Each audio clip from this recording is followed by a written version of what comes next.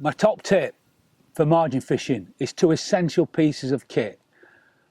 Because this peg is slightly overgrown, it's cut back a little bit, but it's really shallow. So I needed to cut back the reed so I could get my float exactly where I wanted it, in some reasonable depth of water and as tight as I could get to any cover. So the essential piece of kit is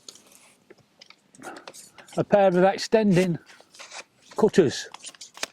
You can't be without these.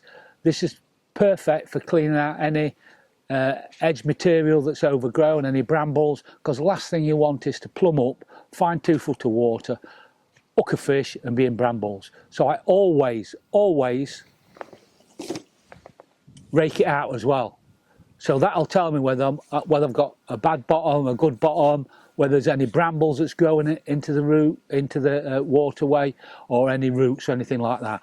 Essential piece of kit. It's not for raking anything out or anything like that, apart from getting rubbish out my peg or identifying that there's roots there. Do I need to move a metre further down the bank and try and find a similar sort of space to fish? So essential piece of kit, that, with my cutters. Never be without that for edge fishing. Secondly, plumbing up.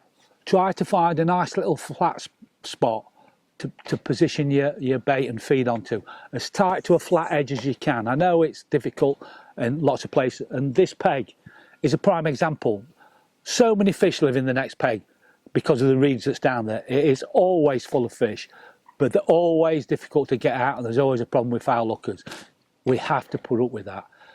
It's a difficult thing to do, and there's lots of things you can do by adding 4 or 5 inches and laying a bit of depth on and waiting for the elastic to steam out with one. But even then, sometimes fish spook off your line, shoot off and hook themselves in the fins. There's nothing you can do about that. But that does alleviate some by fishing quite a bit over depth, not fishing dead depth.